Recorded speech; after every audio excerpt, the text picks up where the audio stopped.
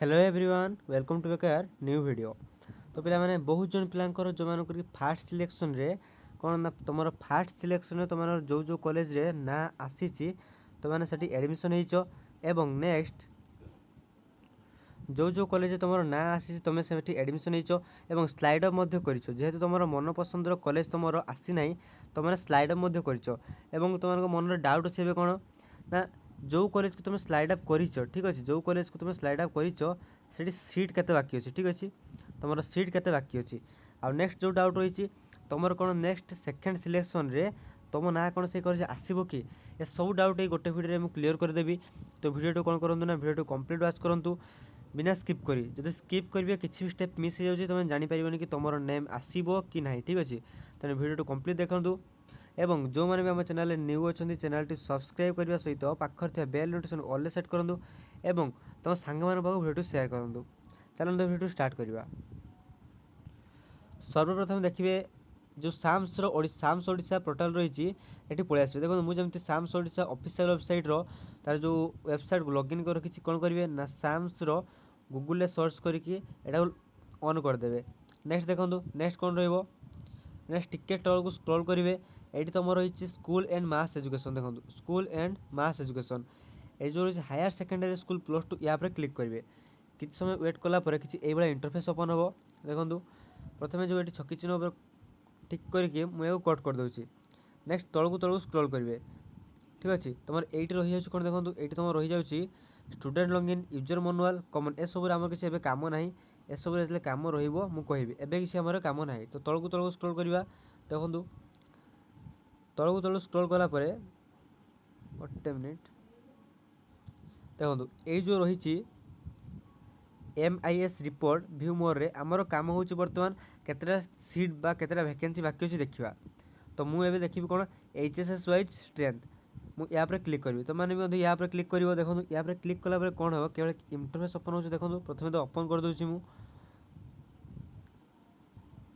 समय वेट करेंगे नेक्स्ट किसी किसी इंटरफेस ओपन हो ठीक अच्छे तो देखो किसी इंटरफेस ओपन होगापर आमर कम कौन मुझे तुमको भलसे बुझी दूसरी जो लिखाई प्रथम जो ऑप्शन अच्छे कौन consolidated strength admission vacancy district wise तो स्ट्रेंथ मतलब कि बुझी नियो एबे आमर यार किसी काम ना तो स्ट्रेंथ मतलब कि जो कॉलेज तुम देखो ठीक अच्छे जो कॉलेज तुम देखो केतटा सीट अच्छी टोटाल सीट संख्या केते नेक्स्ट एडमिशन केते एडमिशन होती नेक्स्ट है वैकेंसी वैकेंसी मतलब केतटा सीट खाली रही डिस्ट्रिक्ट वाइज मतलब सेठी प्रत्येक जिला वाइज तुम देखिपर तो आम देखा केतटे सीट बाकी रही तो मुझे क्लिक करी क्या ना वैकेंसी देखो मोर व्हाइट व्हाइट देखा तो नेक्स्ट है डिस्ट्रिक्ट तुम निजर जिला सिलेक्ट कर next block next admission season आम 2025-26 तो यहाँ आम से रहा से देखो ये रही अनुगुल तो मुझ निज हिसाब से गोटे डिस्ट्रिक्ट सिलेक्ट करमी मुझे सिलेक्ट करी मयूरभंज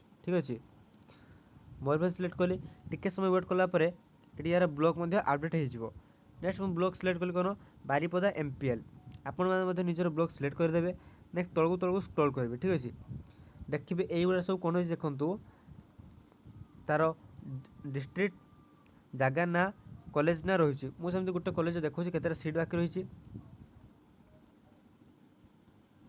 गोटे मिनिट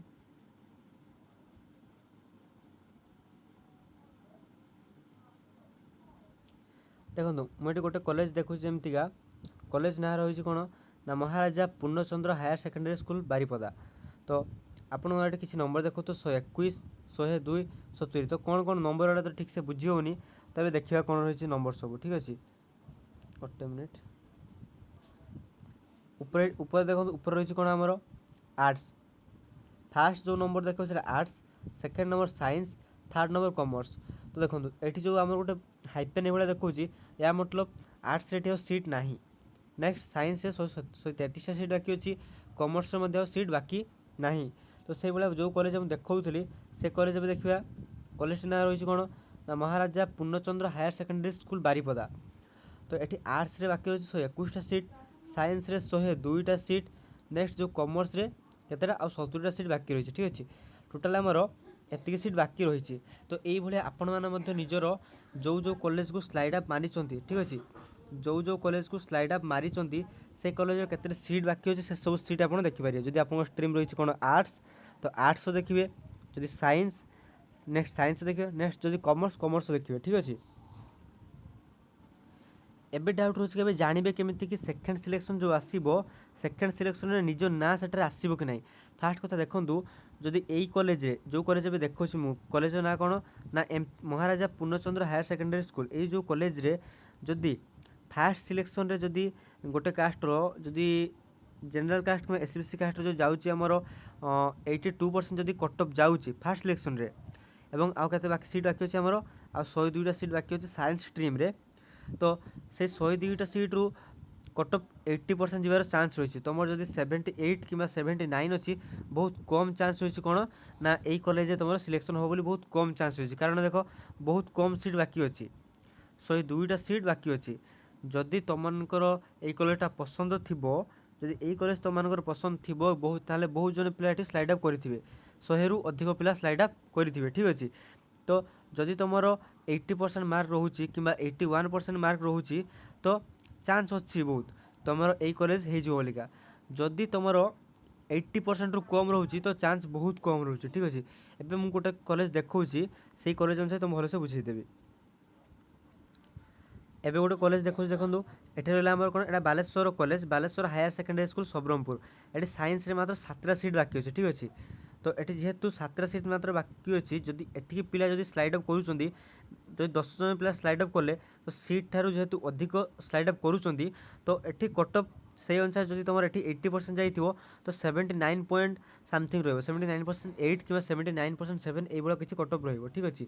एबे आउ गोटे कॉलेज एग्जांपल नहीं देखईदेवी, बालेश्वर गोटे सब बड़ कॉलेज जोटा आम कहूँ कौटा ना Fakirmohan college, Fakirmohan higher secondary school Baleshwar.